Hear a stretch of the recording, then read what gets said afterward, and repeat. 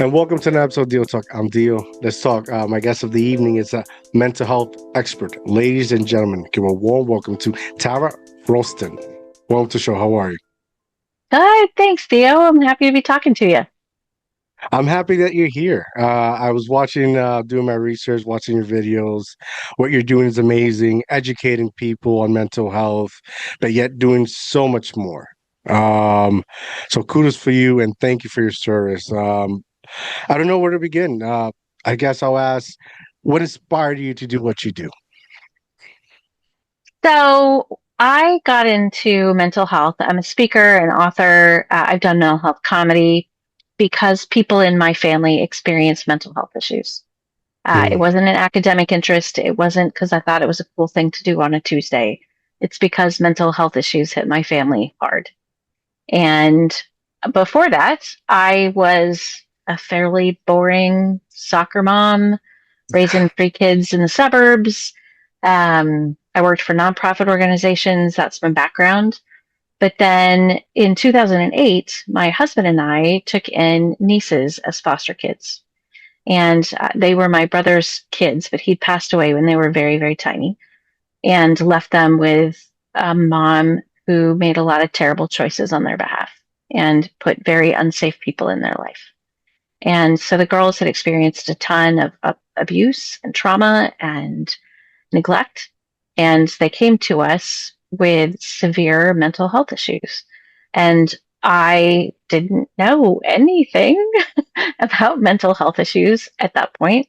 I knew what I'd read in magazine articles because this was back in the day when people still read magazines. yeah. And that was pretty much it. And so I got a very hardcore crash course in mental health and mental illness. And I am a person who processes things out loud and shares everything. I'm a very extroverted person. And so the people in my life, in my community, knew what was happening with us. And every time I shared my story, every time, Theo, somebody would say, "Oh my gosh, that's like my brother. That's like my sister. That's my mom." And I'd say, "Oh wow. Oh, okay. So who's helping you? Like who's walking alongside you in this journey?" And they'd say, "Nobody. We haven't told anyone, or we did tell someone and we got a terrible response. We're embarrassed. We're ashamed." Mm, And I just knew like that is not okay. We needed to start talking about this. And that's kind of where it started. wow. Now, do you, how do I even say this? Is there like specific issues, like names, diagnosis? Can you share a little bit more about Yeah. along those lines? Yeah. So when it came to our nieces, they experienced serious PTSD, post traumatic stress disorder, Wow. and anxiety, depression. They were very self harming. So there was a lot of cutting, and there was a lot of suicidality. They had serious number of suicide attempts. And I say the girls, there were four girls total, but only two of them came into my home, a 14-year-old and a 5-year old at the time. And my kids at the time were 2, 5, and 7. So I knew jack about teenagers. Yeah, yeah. Especially mentally struggling teenagers. But yeah, those were their primary issues were PTSD, anxiety, depression, and suicidal thinking. But then, as life would have it, uh, we spent several years helping, particularly the older girl, helping her get help, helping her get therapy, get treatment. She spent a lot of time in the psychiatric hospital. She spent a lot of time in residential mental health treatment for like months at a time and helping her grow up and get stronger. And along the way, I decided I wanted to do professional speaking and I wanted to talk to audiences about this and help people understand how to support each other. And in the course of doing that, and this is, over years, discovered that one of my own kids has mental health issues. One of my own kids has severe depression and anxiety and is on the autism spectrum and has ADHD. And so we've also dealt with all of those issues. Yeah. Right. That's a lot. That's a lot to wow. How did you go how did you go about educating yourself on these things? Because a lot of families struggle and go through what you go through on a daily basis, but don't like that light bulb of like trying to gain information, research, obtain it is like they're always in a limbo because that's the starting point. Because once you start and you're able to learn how to acquire that information, that's when the journey begins. That's the first step. How did you go? How did you start doing that? That's it's a really good question. I think in a weird way, it was really helpful that my niece was so severely ill. If your Well, kid has, I'm going to make up an analogy right now. Let's see how effective it is. If your kid has a hangnail, you may or may not pay attention to that. You're probably not going to jump on Google or take a class or go see a specialist about a hangnail. You can kind of put that off. But if your kid has cancer, you need to figure that out, right? Like, yeah, there's no time to mess around. You're going to go ask all the questions. You're going to go see a specialist. You're going to you're going to get around the skilled. clock. Yeah. Yeah, exactly. And so in that same way, it wasn't like our first experience of this was, I wonder if maybe she has anxiety. No. Our first like come to Jesus moment was me being at the zoo with my toddler and getting a phone call from getting a phone call from high school saying, your niece is here. She has a plan to kill herself, and you need to come pick her up and take her to the emergency room. It was the highest level of severity. And so I knew immediately, like, oh my gosh, I have to figure this out. And also my background in the nonprofit world, I worked with health agencies and different diseases. And so I already kind of, okay, I'm a big nerd, Dio. That's the truth of it. I'm a big nerd and I like to learn. And I knew that that was a coping path for me, like more information. I need more Yeah. Yeah. information. But also, I made a point of like taking whatever classes I could, asking tons of questions of her specialists, of her therapists, of her psychiatrist. I think when it comes to somebody you love, if they're struggling with mental health issues, they need you to advocate for them. They need you to have their back. And especially if it's a kid and you're responsible for them, you need to be a fierce, fierce advocate for them. And so we got thrown into the way deep end, and getting thrown into that way deep end actually kind of short circuited the learning curve a little bit because we didn't have any excuse to not figure it out as much as we could, as quickly as we could. Not to say that I learned everything I needed to know or that I didn't make mistakes, because let me be very clear, mistakes were made. Mistakes were made. Like I didn't part of this is knowledge, head knowledge. Like what is PTSD and how is that treated and how do I help her? But part of it is also emotional. For me as the family member, I am terrified. I am exhausted. How do I do this? How do I not let my anxiety get the best of me? And by the way, I've never been this kind of terrified before, so I have no idea how to handle it. And when it comes to that stuff, I made more mistakes, or I was more clueless. Let's put it that way.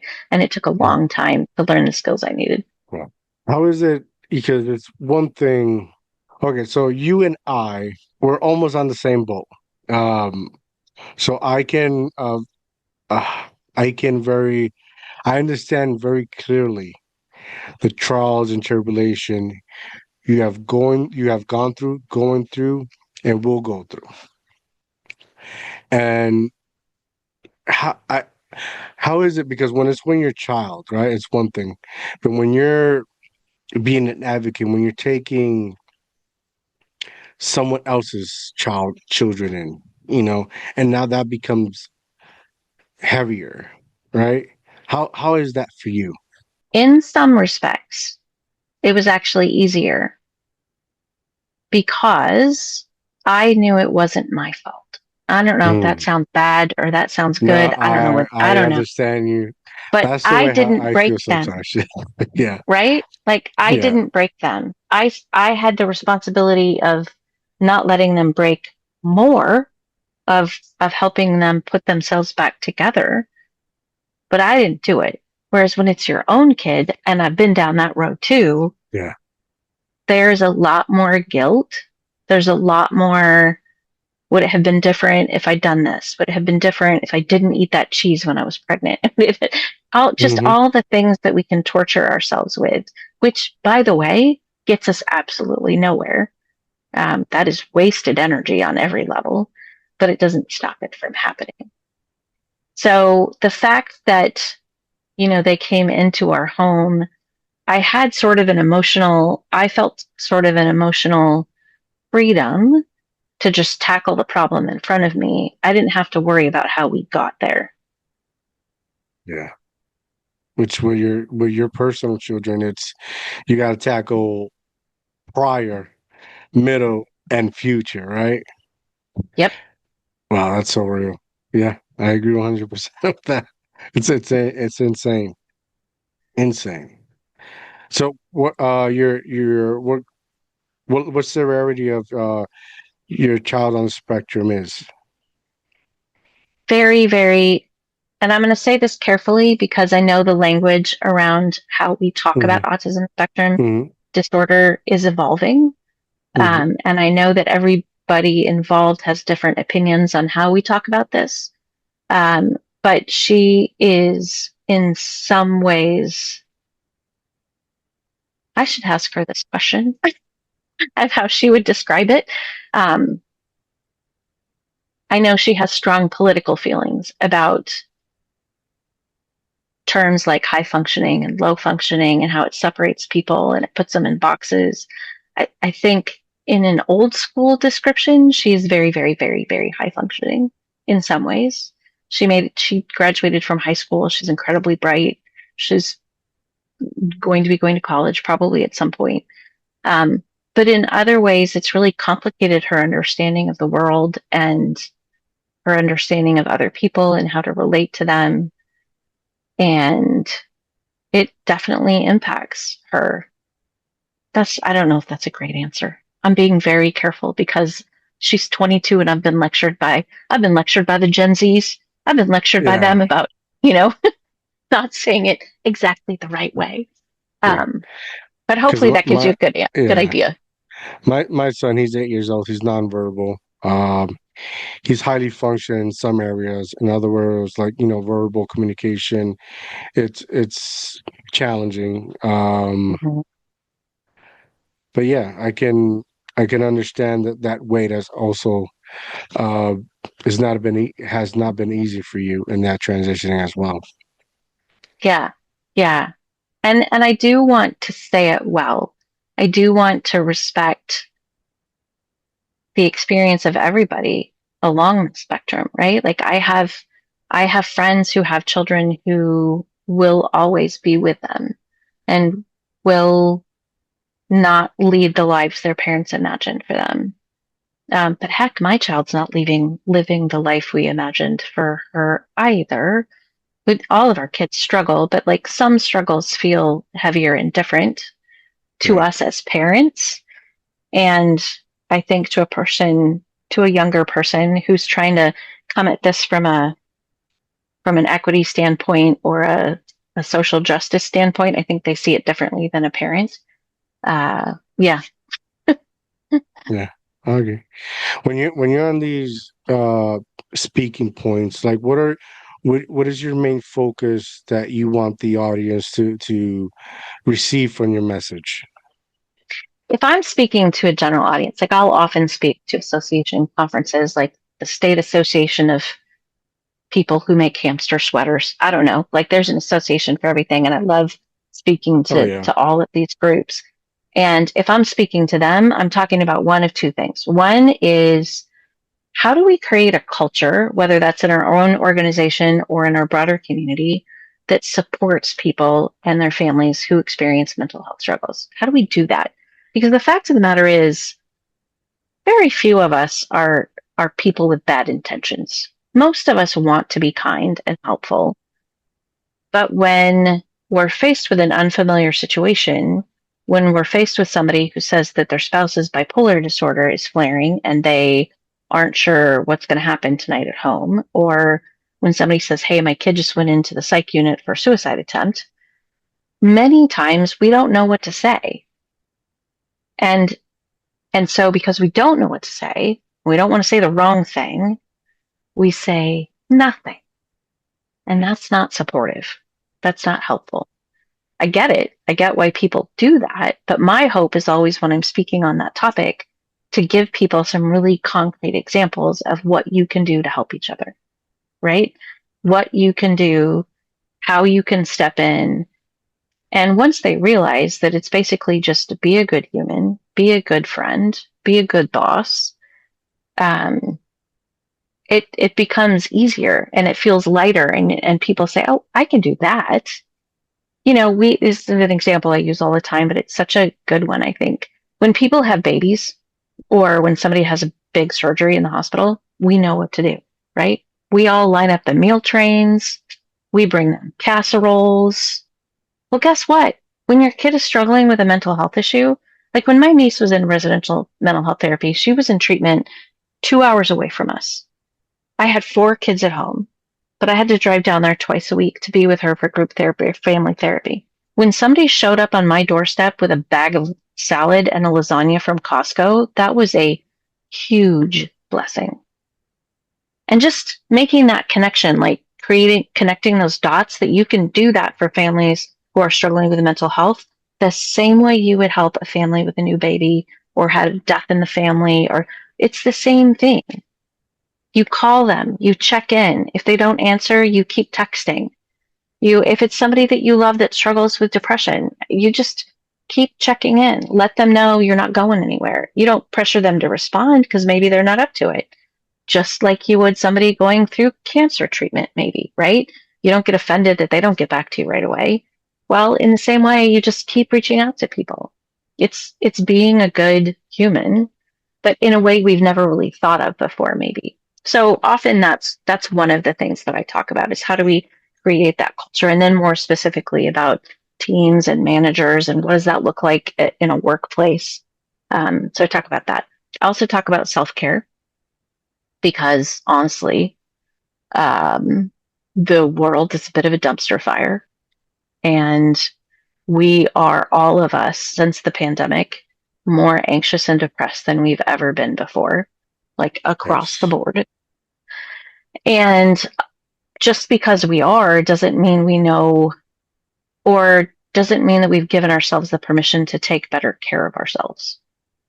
And so I struggled with this for a long time because people talk about self-care and they talk about burnout and resilience and they kind of give it lip service. And I didn't want to do that. But I finally came up with a framework for talking about it that makes me feel like, okay, this is a way to talk about it that helps people really wrestle with, what does self-care look like for Theo? What does it look like for you? Because it doesn't look like what it looks like for me. It's not cookie cutter, right? But it walks you through evaluating all of the different parts of self-care and all of the different ways you can work more tiny little things into your life that make life better, that can make you stronger, that can make you more able to be there for your kid, to be there for your family. Because in the end, that's what that's about, right? Like increasing your own joy in life, but also making you more effective for the people around you. So we talk about that. Finally, it's a very long answer to your question. I'm so sorry. No worries. Finally, I talk to parent communities about kids and mental health. So I run my own conferences on parenting and mental health. And I just finished writing a book, publishing a book for parents of kids who are in mental health crisis. And so we talk about, how do you help a kid that's suicidal? How do you help a kid that's in serious depression? what do you do as a parent um, to be there for them, and how do you get them help, and what does help look like? That is the very long answer to your question. No, no, no. A great answer, a much needed detail answer, because in these conversations, there's never a a quick fix, or a quick answer. To provide a good answer, you must go into detail and take whatever lengths you need to describe whatever scenario is. Because some mentalities, like I live in the city. It's moving fast paced. Everybody just wants a quick fix, and sometimes it's not a quick fix. It's going to take you time. And I tell everybody it takes time to heal, fix, or whatever aspire to, whatever dreams you want to do, right? It takes time. And I think, and I know for experience, your answer is great. You know, like I come from a Hispanic background, and I'm proof that what you're saying, that support, for me, has never happened. There's never been a casserole, Like Hmm. when me and my son first got diagnosed, it was like, here's a pamphlet, right? And as soon as we told people, yeah, he's been diagnosed, they like evaporated, you know? Mm. And it's hard because me and my wife were the type of the people that we don't look for anybody. Everybody looks for us. They need us. We don't need no one. As egotistic as may sound, but the truth is, we don't really need anybody. But they need us because conversations, look for an answer, advice. We are those people. And when he got, it was just me and her. 8 years later, just continues to be me and her. And I try to be that person, like she's trying to be that person. Here's a casserole, and that same using that same analogy, because sometimes it's gonna be like that, and at least in the experience I've been going through with my son, like people have not been kind to us. People have not been kind to my son. People like to invite me, and listen. I say thank you, but I have an autistic son at home. I like spending time with him, right? And then they'll quickly forget what I told them, or they are careless, because they're living a life that doesn't revolve around somebody with special needs. And I get that, but Right. sometimes they come off very disrespectful. This is where, I gotta cut ties, or I can't partake anymore. So it's hard to manage, and also hard to have relationships. But in my It's experience. the hard part of that. Well, there's two hard parts of it. One is that's not my community, but I know that the Hispanic community struggles more than some to talk about mental health. I know that from the other families that I've worked with and I've spoken to, that it's still a harder conversation to have. And so you're coming at it with less, everybody around you is less comfortable even talking about it than Hmm. general society, which was not great in the first place. So that's hard. And the other hard part of that is that when you wind up with a child in this situation, you're not just responsible now suddenly for managing your child's needs and loving them as best as you can, but also for educating everybody in your life about their Hmm. situation. And on a good day, I bet you're really good at that. And you teach people what autism looks like for your kid and what he needs and what works for him.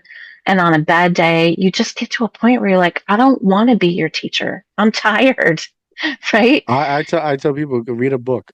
Go ahead, go Google it. Yeah. Yeah. Because I've changed my whole career. I was an operations manager for these corporate companies, and I became a behavioral therapist. Got my certificate, and just started working. Start How do I say this? Stop talking about a solution and start being the solution. And there are many other children with autism. I'm working a 16-year-old now, and it's sad because people, like when did we stop being kind? I don't know, but You we're know, not when, going to do that. yeah, yeah, when did being hi, saying hi, how are you? And this is like he's a kid that he doesn't know. He's like, hi, how are you? And he keep moving. Like, when did that become an issue?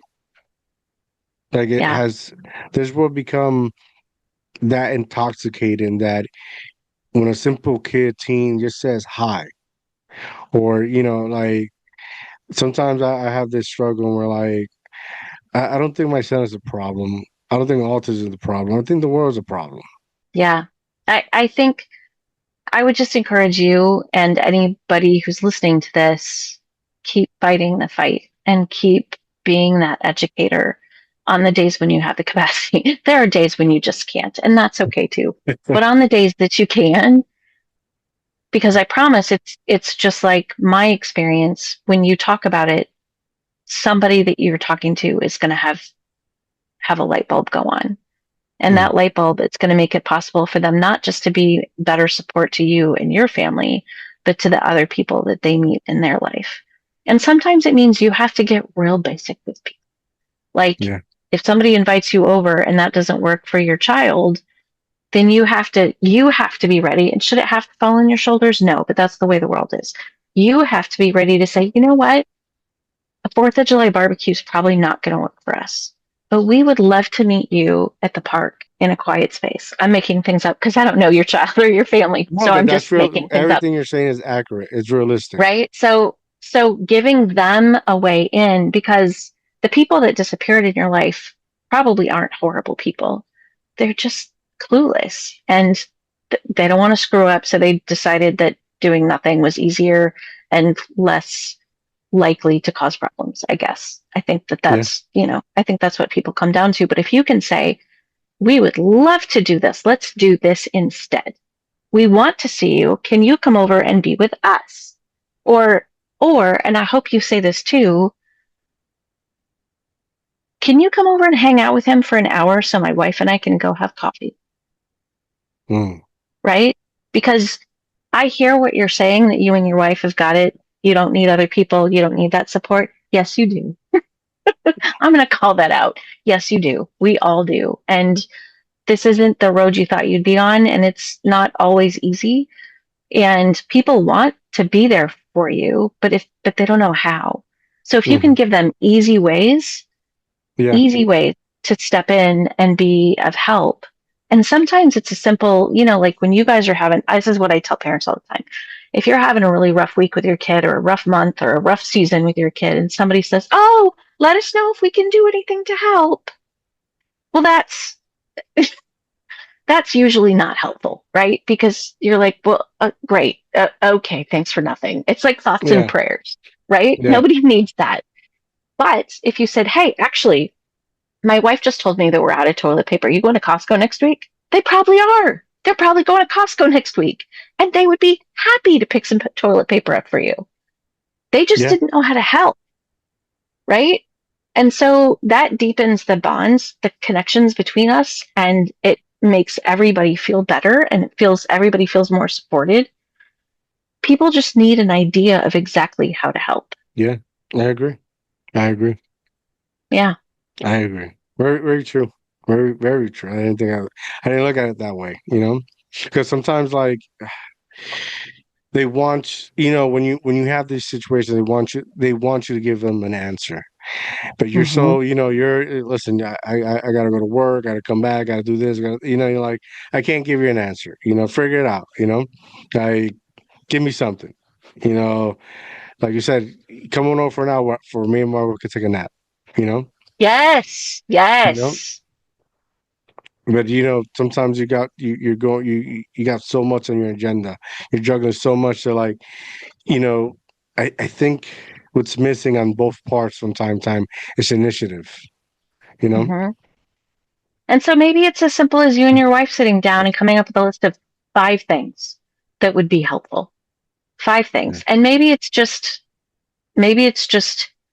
somebody that comes and sits with him while he watches TV or plays with cars. Again, making things up, don't know your child. Yeah, yeah, But just hangs out with him for a little bit while you guys take a nap or go out. Or maybe it is, hey, you know what? Oh my gosh, we are just overwhelmed this week. We've got so many things going on.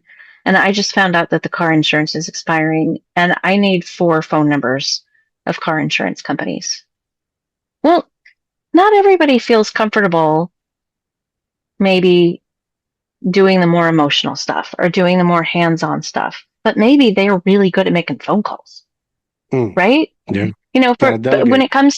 when it comes to parents who have kids with mental health issues, sometimes you're like, oh crap, the therapist just left town. We've got to find a new one.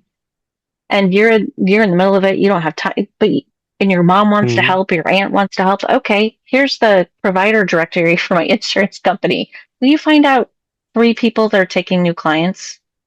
Like, how much time does that take off your plate? It gives them something concrete to do. They know how to do it. They're helping you. They're loving you. It's not scary. That's like a win-win. Yeah, I agree 100%. Now, do you get often approached like for advice? Hey, I have this situation. How do I go navigate? Because especially with family members, right? Like either, let's say, suffering for depression, and usually they'll do these intervention and try to talk to him or talk to him one on one, but they don't know how to approach the situation.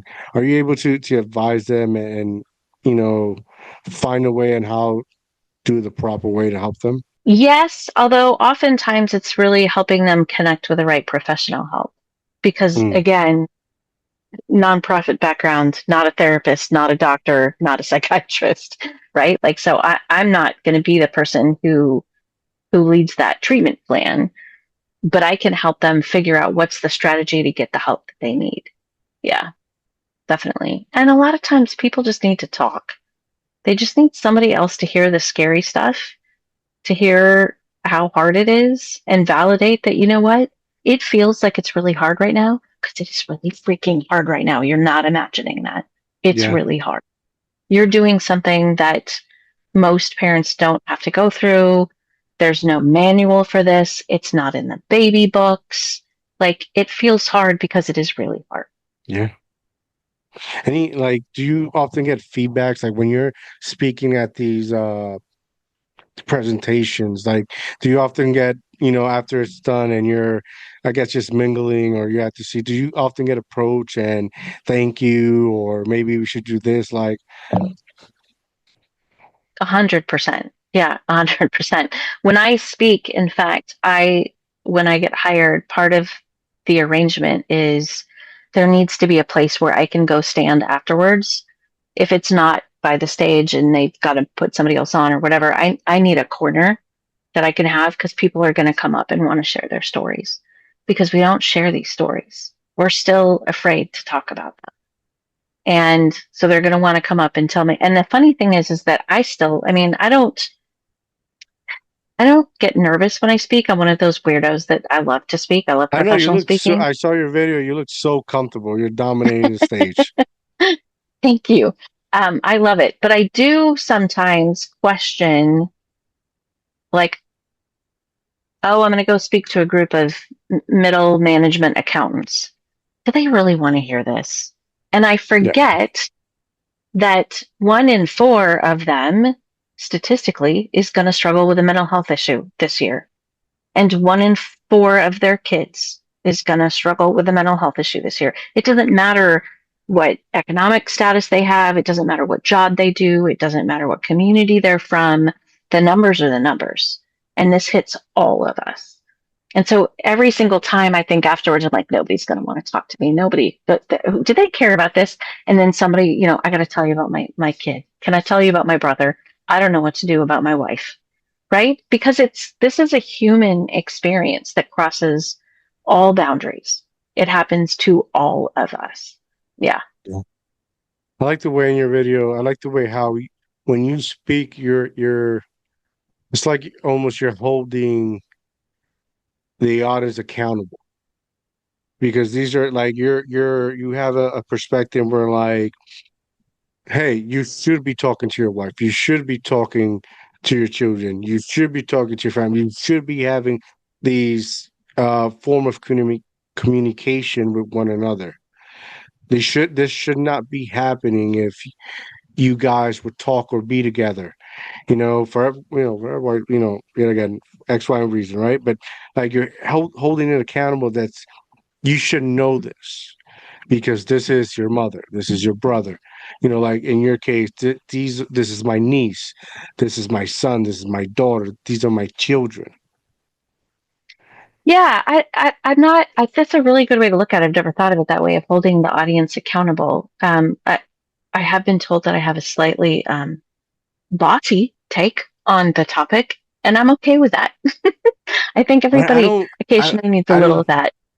yeah, I don't think it's bossy. I think it's like some people say empowered, but I think you know your experience. You don't you know what you are and not you know who you are but not and what you're not, right? Yeah, yep. And here's what I know, and this is what I'm always trying to convey to people. I'm not going to hold you accountable for knowing what you don't know. I am going to hold you accountable for being willing to support people, whether they're your people or the people around you. I'm going to hold you accountable for that because I know what it feels like to go through this alone and feel like nobody knows what I'm going through. I'm the only one going through this.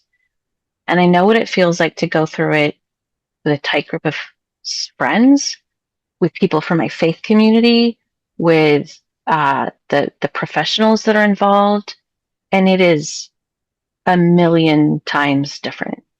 Nobody should go through this experience alone. Nobody, Yeah. and that's what I hold people accountable for, because it's not hard.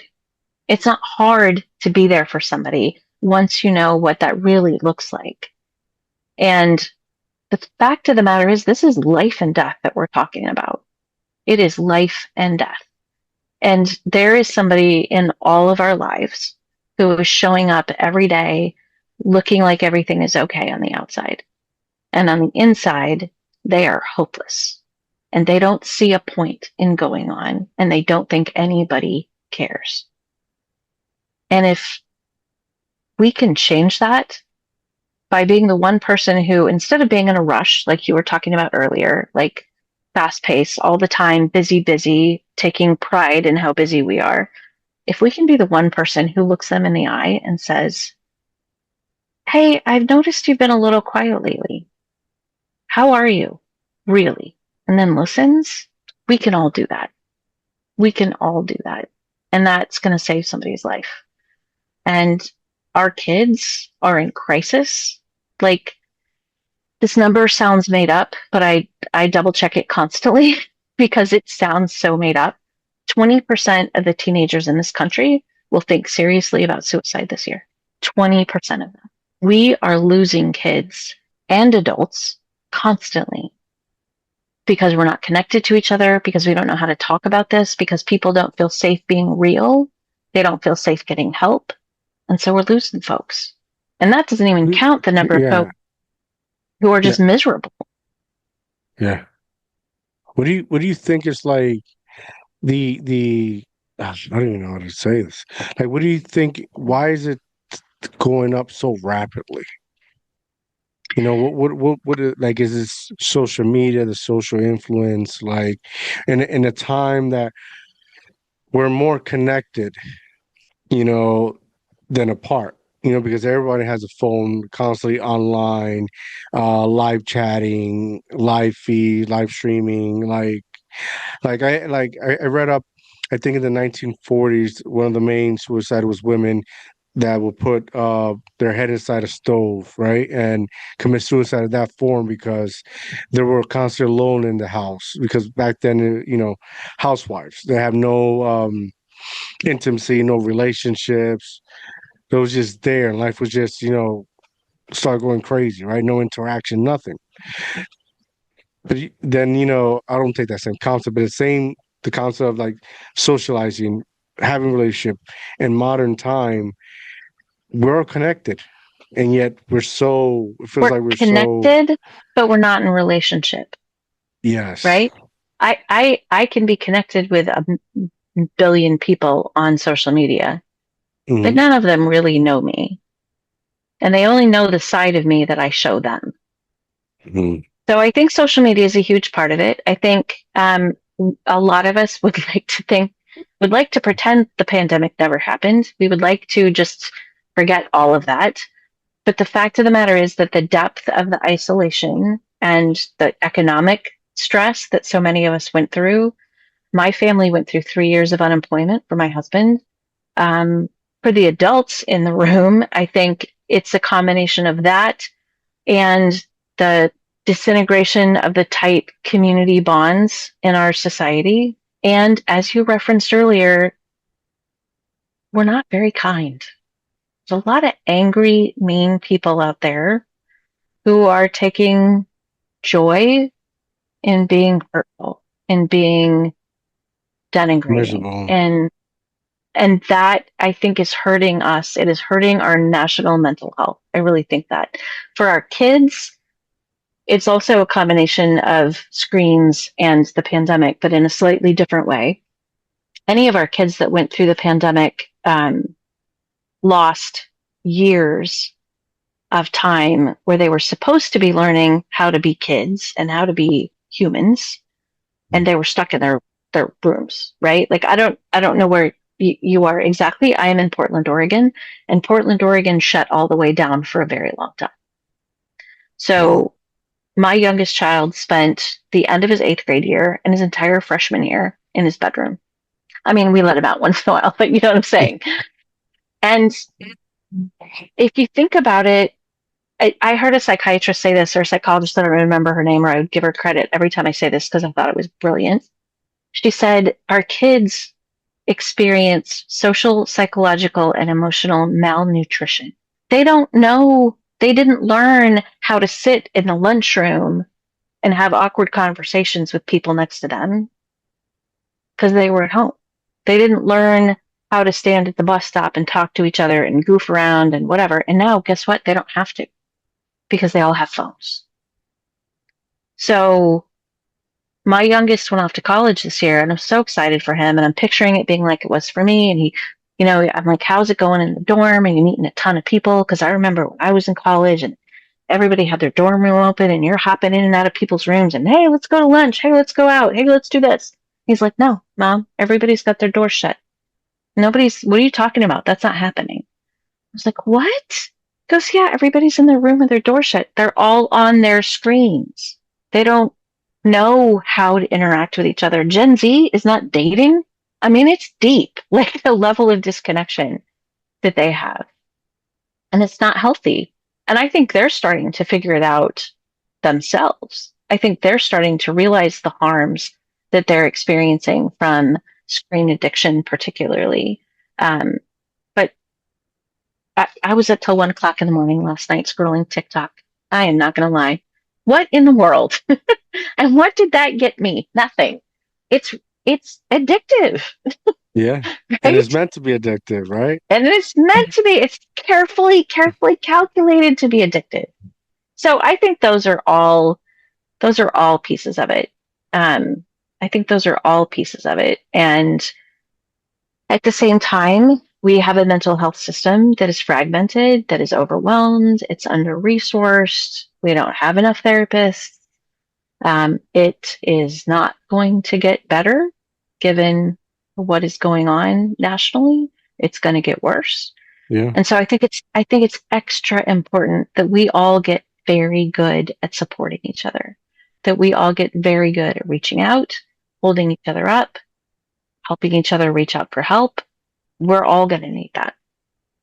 You know, I fear that I don't know the exact name of it, but it's this thing, and we're like, when you don't let your child be a child, have a childhood, right? You know, something happens, and we're like, when they get to like age 30, they just start losing themselves. Everything they like it's burnout, right? Hmm. Like a certain burnout where like they can't really function anymore because that time for them to unwind as a kid is it's not there. All they knew was like fight or flight symptoms or survival symptoms or figure it out. And then they've been doing it for so long that when you come at a peak of your age when it's highly important, when you start really developing a life, right? Let's say 30, 35, they're no longer functionable. Yeah, I mean, I think there's some real truth to that. I think it's interesting you use the words they didn't get that time as a kid to unwind. That time as a kid is way more than unwinding. That's part of it for sure. But that's Hmm. learning how to be a human being. Like that Yes. play that we look at and they're playing, that is that is their job. That's when you're 5 years old, you are supposed to be playing. That's how your brain grows. That's literally how the connections in your brain are created. And if you're not getting that time to play, if you're not outside, if you're not physically moving your body, your brain's not going to develop the way it evolved to develop. And that's scary bad. That's not good. Not to mention just the sadness of, we live in the suburbs, but our house sort of backs some woods. And so my kids were outside all the time. They were running up and down the street. It's not a childhood that exists for a lot of people anymore. And I so they would agree. have friends from other neighborhoods come over, and this little boy would come over to our house, and I'd be like, okay, well that's enough time on the Nintendo or whatever. Y'all go outside and play. And he would look at me like, what What? what are you talking about? What would we do out there? Like he literally didn't know how to, and this was before the pandemic. Like send your children out into the woods for the love. They need to play with bugs and dirt and sticks, and they need to run, and they need to make up crazy games. That's all critically important to who they're going to be in the future. And if we take that time away from them, you're right. It's not going to turn out well. Yeah. That's how they develop their emotional maturity, 100%. socialization, oh man, so much. I mean, and like you gotta let them be free and they make their mistakes, but those gratification of mistakes, they're not such drastic as today's modern society, and where you're streaming on a platform and you're doing anything that you can think of that's kind of nonsense, and you think it's okay because you got people applauding you, donating money, likes, but you're not understanding that you're just entertaining them. Right. What you And do you on the also think it's camera. okay because your brain's not done yet. Yeah, yeah. So it's and I get offended because they'll say, "Oh, you're old school. Here's old school mentality, old school thinking." But it's like it's responsibility.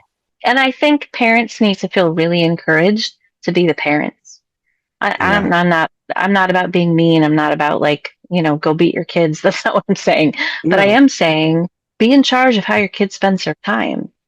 Yeah. Like you are the boss. They are not the boss. Do not let them be the boss. No, nothing good that way happens. Hmm. I Yeah, agree. you got to help your kids develop and play and and then even if you do all of those things, sometimes stuff's going to happen. Sometimes they're going to have special needs. Sometimes they're going to wind up with severe depression. Sometimes they're going to have an eating disorder. And then you got to figure out how to help them through that too. I feel so mean sometimes. I, t- I tell my kids when they talk about depression, I was like, "That's a luxury. We're broke. We don't got that luxury to to be It depressed." doesn't work that way. It doesn't work that way. I wish I it mean, did. yeah, it's a joke, but like, because sometimes kids are just sad for the dumbest thing. I think, and this is where like going outside, playing tag, hide and go seek, go jump rope is missing. Yeah, definitely. And sometimes I'm sad about dumb things too, Yeah. right? Like, and learning how to be sad and then be okay after you were sad is also a really important part of growing up. And Yes. part of that, here's when I told you I made mistakes. Oh, I have made mistakes. And one of those mistakes, because this is how I was raised, was being really invalidating to my kids' feelings, to my niece, to my daughter, to my other kids, telling me they're upset about something or they're struggling with something or they're depressed. And I would say, what? You shouldn't be depressed. You're so smart. You have so much more than so many other kids. Why? No, you don't. You're not depressed. It's just hormones. It's just, right? Like we all do that as parents. And sometimes we do it because that's the voices in our head from our parents. Sometimes we do it because we want to make our kids feel better. And sometimes we do it out of our own anxiety. Like if I can talk them out of this, then I won't have to deal with it. But what's more helpful to our kids is to say, huh, that sounds like a really hard feeling. What do you think you're going to do about that? Tell me Yeah. more about that. Help me understand why you feel that way. That is actually far more helpful to our kids than us telling them that they shouldn't feel the way they feel. Because, by the way, it sounds like you're married, and I don't know if you've ever tried to tell your wife that she doesn't actually feel the way she feels, but it probably doesn't go well for you. I'm just guessing. Like, nobody likes that. Nobody likes that. But what we do like is to be told, oh, wow, that's really hard. I'm sorry. That sucks. Yeah. To Right? acknowledge them. Sometimes that's all it Yeah. takes. Yep. Absolutely.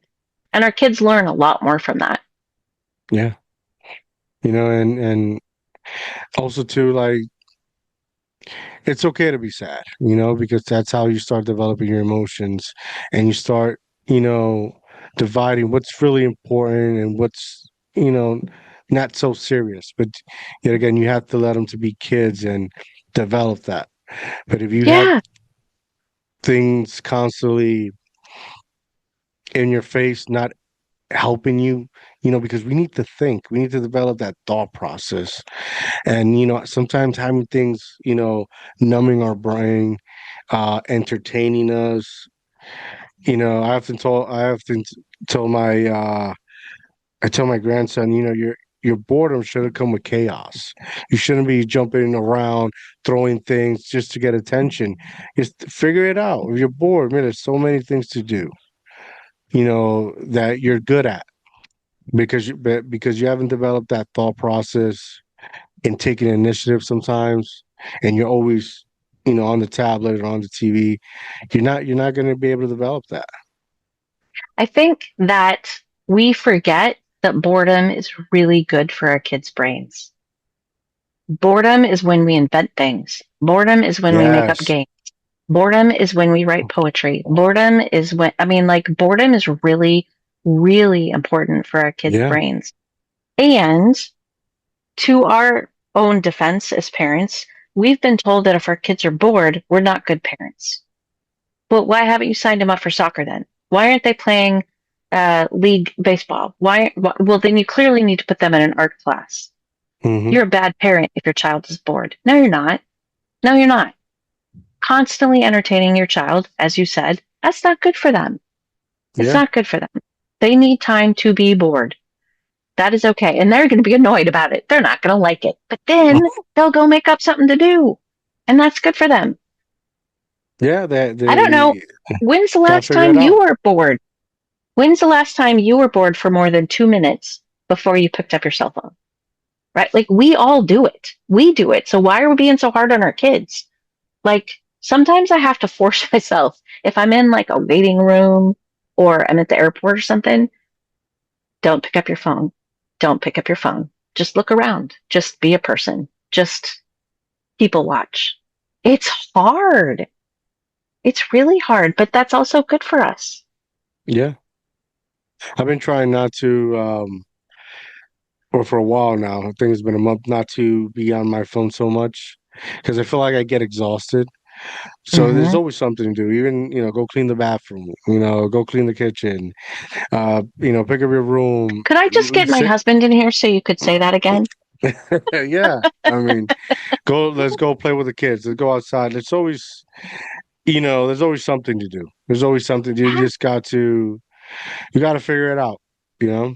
You got to figure it out. And slowly but surely you'll find something, whether it's something fun, productive, educational. There's always something to do. Yeah. Yeah, absolutely. I'm not much of a conspiracy person, but it does kind of make me wonder like who's going to invent new medicines? Like, who's gonna create new art and music if we're all on TikTok until 1 o'clock in the morning? Yeah. See, We got to that's make why time for that. boredom is powerful. Yes, yes. You gotta.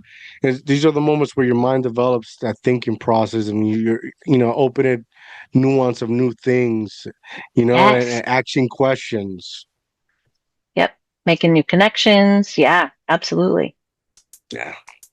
If somebody wants to hire you to speak or get your service, like what can they do?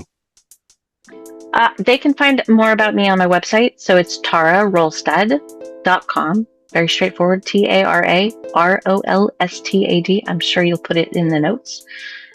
They can find me there. I'm on social media. I'm on LinkedIn and Instagram and Facebook. If they have a child that's struggling with mental health issues, this is my new book, What to Do On Right your Now When Your child. Child is Suicidal. It's available in all the book places that you buy the books. Um, yeah, yeah, that's where you can find me. Any services you offer for anybody who's wants to inquire your services in the near future? I'm available. Yeah, I'm available for speaking. I mean, Suicide Prevention Month's coming up. What are you doing? Let's get something going. Yeah. Yeah, yeah. All right, that's awesome, Tara. Thank you so much for Thank you. coming on and having this amazing conversation and educating and helping me as well. I do appreciate it. Much luck to whatever you're doing. Shout out to your family, and God bless you all. Thank you. Thanks, Theo. I appreciate it. Thank you. And before we go, make sure you go follow her, go get her new book, go contact her. Like she said, Suicidal Month is coming. Contact her. Let's see what you guys are going to do. Information is very much needed, but most of all, support. And by that, I mean to come and support us at DIOTALK TV. Like and subscribe our YouTube channel so that we can continue providing these amazing conversations, like these amazing individuals here, like Tara. Have a good night, guys. I'm out.